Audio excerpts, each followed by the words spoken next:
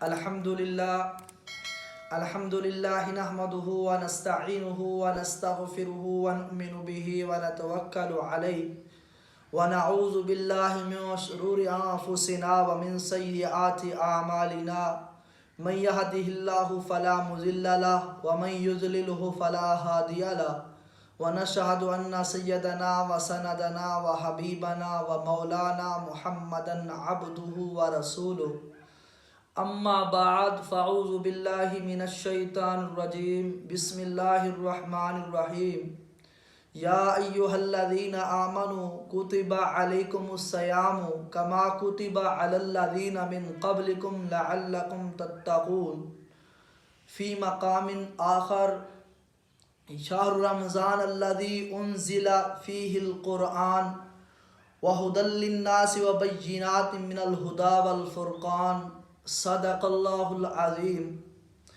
قال النبی صلی اللہ علیہ وسلم اذا دخل رمضان فتحت ابواب السماء فی روایت فتحت ابواب الجنہ وغلقت ابواب جہنم وسللت شیاطین او کما قال علیہ الصلاۃ والسلام۔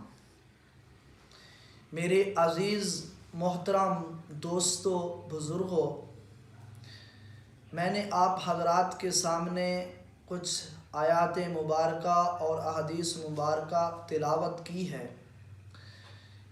یہ آیاتیں اور یہ احادیث رمضان المبارک کے اس مہینے میں اور روزے کے فرض ہونے کے بارے میں ہیں۔ میرے دوستو، اللہ کا فضل ہے کہ رمضان کا مہینہ آ گیا، جو بہت ہی بڑا برکتوں والا اور رحمتوں والا مہینہ ہے۔ ایک مرتبہ اللہ کے نبی علیہ الصلاۃ والسلام نے ایسے مسجد نبوی میں اور ایسے بیٹھے تھے، بیان کر رہے تھے، تو اللہ کے نبی علیہ الصلاۃ والسلام نے فرمایا کہ وہ کون آ رہا ہے؟ پھر اللہ کے نبی علیہ الصلاۃ والسلام نے فرمایا وہ کون آ رہا ہے؟ پھر تیسری مرتبہ اللہ کے نبی علیہ الصلاۃ والسلام نے فرمایا وہ کون آ رہا ہے؟ تو صحابہ میں سے حضرت عمر رضی اللہ تعالی عنہ کھڑے ہو گئے، یا رسول اللہ، آپ پیچھے دیکھا تو کوئی نہیں تھا، کہ کیا کوئی وحی آئی ہے؟ تو اللہ کے نبی علیہ الصلاۃ والسلام نے فرمایا نہیں، کہ رمضان المبارک کا مہینہ آ رہا ہے۔ تو میرے دوستو، یہ مہینہ بہت ہی برکت والا مہینہ ہے۔ اس مہینے میں روزے کا حکم تو اللہ نے دیا ہے اور اللہ کے رسول نے دیا ہے۔ یہ روزے ہم پر فرض کیے گئے، جو میں نے آیات مبارکہ آپ کے سامنے پڑھی، یا ایھا الذین آمنوا کتب علیکم الصیام کما کتب علی الذین من قبلکم لعلکم تتقون۔ اے ایمان والو، تم پر روزے فرض کیے گئے تھے جیسا کہ تم پر پہلی امتوں پہ روزے فرض کیے گئے۔ مطلب من قبلکم کا لفظ یہ ہمیں بتلا رہا ہے کہ آدم علیہ السلام سے لے کر آپ علیہ الصلاۃ والسلام تک جتنی امتیں آئی ہیں، ان کی شریعتوں میں روزے فرض تھے۔ روزے کی اتنی اہمیت ہے، وقتاً فوقتاً ان کے اوقات اور روزہ رکھنے کا طریقہ مختلف رہا، لیکن جیسے تمام امتوں پہ نماز شریعت میں باقی رہی اور شریعت میں نماز ان کی رہی، اسی طرح روزے بھی تمام امتوں پر رہے۔ تو میرے دوستو، یہ رمضان المبارک کا بہت ہی اعلیٰ مہینہ ہے۔ اس مہینے میں ایک تو بہت مناسبت اس وجہ سے ہے کہ جتنی آسمانی کتابیں نازل ہوئی وہ اسی مہینے کے اندر نازل ہوئی۔ حضرت ابراہیم علیہ السلام کا صحیفہ نازل ہوا، وہ بھی تین رمضان المبارک میں نازل ہوا، یعنی رمضان المبارک کا مہینہ تھا۔ حضرت موسیٰ علیہ السلام کو تورات ملی تو وہ بھی 6 رمضان المبارک کو ملی، وہ بھی رمضان المبارک کا مہینہ تھا۔ حضرت داؤد علیہ السلام کو زبور ملی 13 رمضان کو، وہ بھی رمضان المبارک کا مہینہ تھا۔ اسی طرح حضرت عیسیٰ علیہ السلام کو انجیل ملی، وہ بھی رمضان المبارک کے مہینے میں ملی۔ اور اسی طرح قرآن مجید بھی اسی طرح وقتاً فوقتاً لوح محفوظ سے لے کر آسمان دنیا پہ آ گیا پورا اور حسب معمول 23 سال کے عرصے میں نازل ہوتا رہا۔ اور یہ جو آیا تھا لوح محفوظ سے آسمان دنیا تک، یہ بھی رمضان المبارک کے مہینے میں آیا تھا۔ اسی وجہ سے میرے دوستو اس مہینے میں بہت بڑی مناسبت ہے۔ اللہ کے نبی علیہ السلام نے فرمایا اس مہینے میں، فرمایا اذا دخل رمضان، کہ جب رمضان کا مہینہ آتا ہے اس میں ابواب السماء یعنی آسمان کے دروازے کھل جاتے ہیں۔ فی روایت، ایک اور روایت کے اندر آتا ہے فتحت ابواب الجنہ، اللہ حکم دیتا ہے کہ جنت کے دروازے کھول دو، وہ کھل جاتے ہیں۔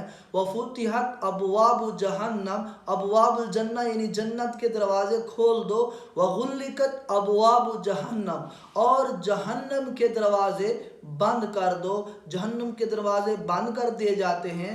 وسللت شیاطین، اور شیطان کو قید کر لو، وہ قید کر لیے جاتے ہیں۔ یہ مہینہ بہت ہی اعلیٰ مہینہ ہے، عرفہ مہینہ ہے۔ ایک تو اس میں آسمانی کتابیں نازل ہوئیں، اور یہ برکت والا مہینہ ہے۔ اس مہینے میں بہت زیادہ برکات ہیں۔ اللہ کے نبی علیہ السلام نے فرمایا یہ تو صبر کا مہینہ ہے، صبر کے بدلے جنت ہے۔ اللہ کے نبی علیہ السلام نے فرمایا اس مہینے میں 4 چیزوں کی کثرت کرنا۔ ایک یہ ہے کہ کلمہ طیب کی کثرت کرنا، کہ لا الہ الا اللہ، یہ بہت ہی اعلیٰ کلمہ ہے۔ اس مہینے میں اس کا ورد کرنا، اس کو کثرت سے پڑھنا۔ یہ کلمے کے کیا فضائل ہیں۔ ایک مرتبہ موسیٰ علیہ السلام نے اللہ سے عرض کیا کہ یا اللہ مجھے کوئی ایسی دعا بتلا دے جس کو میں آپ کو یاد کیا کروں اور آپ کو یاد رکھا کروں۔ تو اللہ نے فرمایا اے موسیٰ لا الہ الا اللہ کہا کر۔ پھر موسیٰ علیہ السلام نے عرض کیا یا اللہ یہ تو ساری مخلوق کہتی ہے، سارے لوگ کہتے ہیں، مجھے کوئی ایسا کلمہ بتا، کوئی ایسا ورد بتا جو سب سے علیحدہ ہو۔ تو اللہ تعالیٰ نے فرمایا اے موسیٰ یہ زمین، یہ آسمان، یہ سورج اور جتنے جو کچھ ہے اس کو ایک پلڑے میں رکھ دیا جائے اور دوسرے پلڑے میں لا الہ الا اللہ والا پرزہ رکھ دیا جائے، تو یہ لا الہ الا اللہ والا بھاری ہو جائے گا۔ تو یہ اتنا اونچا عمل ہے۔ تو اللہ کے نبی علیہ السلام نے فرمایا اس مہینے میں لا الہ الا اللہ کا کثرت سے ورد کرنا۔ اور دوسرا استغفار، جتنا ہو سکے، جس کو چھوٹا استغفار آتا ہے، بڑا استغفار آتا ہے، وہ استغفار کرے۔ اور پھر دوسرا جنت کی طلب کرنی ہے۔ اس ماہ رمضان میں ہم نے جنت کی طلب کرنی ہے اور جہنم سے پناہ مانگنی ہے۔ تو جہنم سے پناہ مانگنی، جنت کی طلب کرنی، اس کے بہت زیادہ فضائل ہیں۔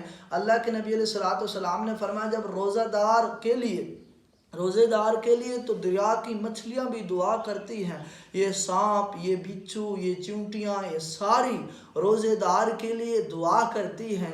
حتیٰ کہ جب افطاریاں لگی ہوتی ہیں، انسان اللہ سے دعا مانگ رہا ہوتا ہے، اپنی حاجت اللہ کے سامنے پیش کر رہا ہوتا ہے، اس وقت اللہ فرشتوں سے پوچھتے ہیں کہ اب اس کے سامنے کھانے سامنے موجود ہیں لیکن یہ بندہ کھاتا کیوں نہیں ہے، اس کو کیا چیز مانے ہے؟